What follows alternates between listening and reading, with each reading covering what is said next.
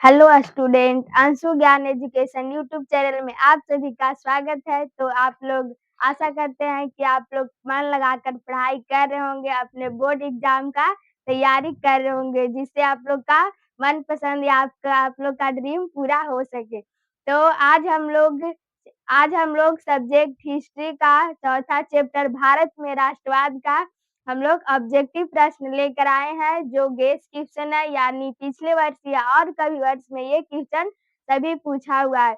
तो हम लोग आज हिस्ट्री का क्लास देखते हैं। सभी हिस्ट्री इसमें सभी वीवीआई ऑब्जेक्टिव है, तो आप लोग इस क्लास को देखना ना भूलें। और तब तक के आप लोग इस चैनल को लाइक, शेयर और सब्सक्राइब कर दीजिए, ताकि आप लोग का इसी तरह का ऑब्जेक्टिव प्रश्न वीवीआई मिल सके, जिससे आपका एग्जाम बेहतर जा सके और आप लोग का ड्रीम पूरा हो सके। तो चलिए आज हम लोग क्लास को स्टार्ट करते हैं और क्वेश्चन को देखते हैं। देखिए हम लोग का फर्स्ट क्वेश्चन देखिए। फर्स्ट क्वेश्चन हम लोग का है, जालियांवाला बाग हत्याकांड किस तिथि को हुआ था? जालियांवाला बाग हत्याकांड जो हुआ था वो किस दिन हुआ था? तो जालियांवाला बाग रॉलेट एक्ट के विरोध में जनता के अमृतसर के स्थिति जालियांवाला बाग हत्याकांड में इकट्ठी हुई और एक बैठक हुआ जिस बैठक हुआ 13 अप्रैल 1919 को। 13 अप्रैल 1919 को इन निहत्थे लोगों पर जनरल डायर ने निहत्थे लोगों पर भारत के बहुत सारे ऐसे इंसान जो उन्होंने कुछ भी नहीं किया, उन्हें पर हजारों गोलियां बरसाई, जिससे हमारे भारत के अधिक से अधिक लोग, हजारों से हजारों लोग घायल हुए। इसी के कारण यह घटना 13 अप्रैल 1919 को हुई थी।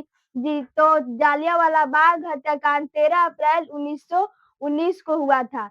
तो चलिए अब हम लोग नेक्स्ट क्वेश्चन की ओर बढ़ते हैं। देखिए हम लोग का नेक्स्ट क्वेश्चन क्या है?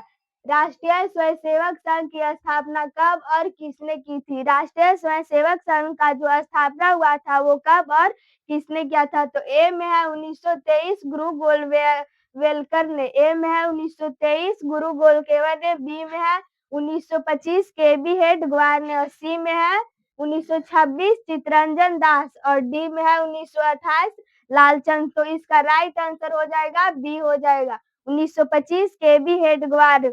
राष्ट्रीय स्वयंसेवक संघ की स्थापना 1925 में हुआ था और केबी हेडगेवार ने किया था। तो चलिए अब हम लोग तीसरा क्वेश्चन की ओर बढ़ते हैं। देखते हैं हम लोग का तीसरा क्वेश्चन क्या है। देखिए, प्रसिद्ध रामपा विद्रोह किस वर्ष हुआ था? भारत में जो रामपा विद्रोह हुआ था वो कब हुआ था? देखिए, ए में है 1916 ईस्वी में। बी में है 1917 ईस्वी में। डी में है 1918 ईस्वी। और डी में है 1919 सॉरी। तो देखिए इसका राइट आंसर हो जाएगा 1916।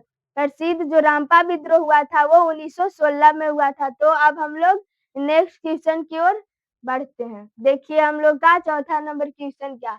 भारतीय राष्ट्रीय कांग्रेस के पहले अध्यक्ष कौन थे?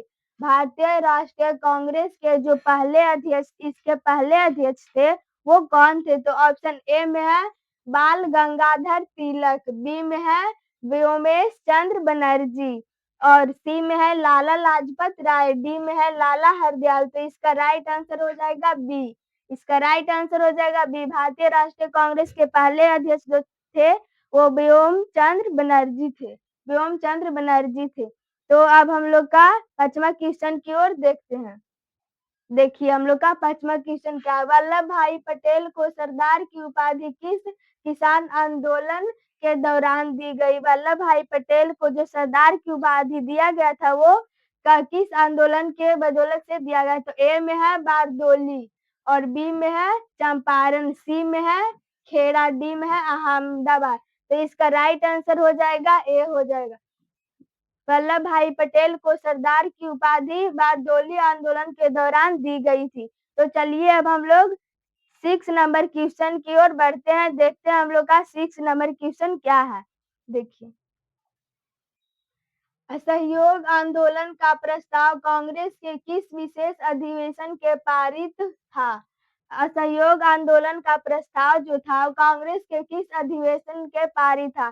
तो ए में है सितंबर 1920 कलकत्ता, बी में है अक्टूबर 1920 अहमदाबाद, सी में है नवंबर 1920 फैजपुर, डी में है दिसंबर 1920 नागपुर। तो इसका राइट आंसर हो जाएगा ए सितंबर 1920 कलकत्ता। तो चलिए अब हम लोग 7 नंबर क्वेश्चन की ओर बढ़ते हैं। देखिए 7 नंबर क्वेश्चन क्या है। पूर्ण स्वराज की मांग का प्रस्ताव कांग्रेस के किस वार्षिक अधिवेशन में पारित हुआ था? पूर्ण स्वराज मतलब पूरा स्वराज का मांग जो हुआ था वो कांग्रेस के किस अधिवेशन में पारित हुआ था? तो ए में है 1929 लाहौर, बी में है 1931 कराची, सी में है 1933 कलकत्ता, डी में है 1937 बेलगाम। तो इसका राइट आंसर हो जाएगा 1929 लाहौर में। पूर्ण स्वराज के मांग कांग्रेस के 1929 ईस्वी में लाहौर के अधिवेशन में हुआ था। तो अब हम लोग 8वां क्वेश्चन की ओर बढ़ते हैं। देखिए हम लोग का 8वां क्वेश्चन क्या है। सविनय अवज्ञा आंदोलन कब और किस यात्रा से शुरू हुई? सविनय अवज्ञा आंदोलन जो हुआ वो कब हुआ और किस यात्रा से शुरू हुआ? तो ए में है देखिए 1920 भुज, बी में है 1930 अहमदाबाद और सी में है 1930 दांडी और डी में है 1930 एल्बा। तो इसका राइट आंसर हो जाएगा सी 1930। और दांडी यात्रा का जो मुख्य उद्देश्य था वो बहुत वीवीआईए क्वेश्चन में आ सकता है, तो हम बताते हैं। दांडी यात्रा का मुख्य उद्देश्य यह था कि समुद्र के पानी को नमक बनाना और नमक कानून का उल्लंघन करना और भारत के समुद्र के पानी को नमक बनाकर उसका उल्लंघन करना इसका मुख्य उद्देश्य था। और भारतीय तथा ब्रिटिश कानून के प्रति जो भारत के लोगों में डर था उसका भय को निकालना ही इसका मुख्य उद्देश्य था। तो चलिए अब हम लोग नेक्स्ट क्वेश्चन की ओर बढ़ते हैं। 9 नंबर क्वेश्चन हम लोग का क्या है, देखिए।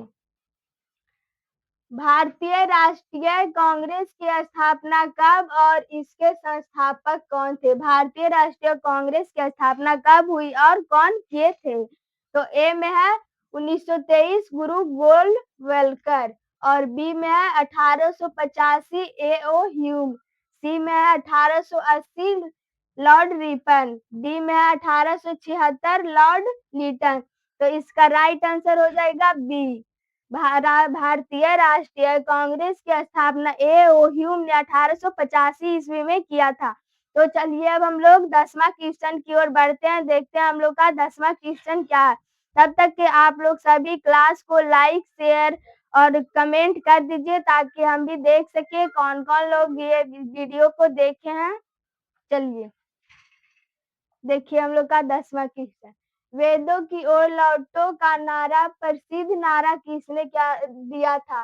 वेदों की ओर जो लौटा था वो उसका नारा किसने दिया था? तो ए में है दयानंद सरस्वती, बी में है राजा राजमोहन राय, सी में है स्वामी विवेकानंद, डी में है रामकृष्ण परमहंस। तो वेदों की ओर लौटो का नारा जो दिए थे वो राजा राजमोहन राय दिए थे। तो इसका राइट आंसर हो जाएगा बी। तो इस क्लास को हम अब यहीं पे समाप्त करते हैं और ये 10 ही क्वेश्चन तक रहेगा। अब इसका दूसरा पार्ट आएगा, तब तक आप लोग इस पार्ट को देख लीजिए अच्छा से। ये सभी क्वेश्चन वीवीआईए एग्जाम में आ सकता है और चैनल को लाइक शेयर और सब्सक्राइब कर दीजिए। और अब हम लोग अगले पार्ट में भी ये पार्ट आगे देख लीजिए आप लोग, उसके बाद अगले पार्ट भी देख लीजिएगा। Thank you.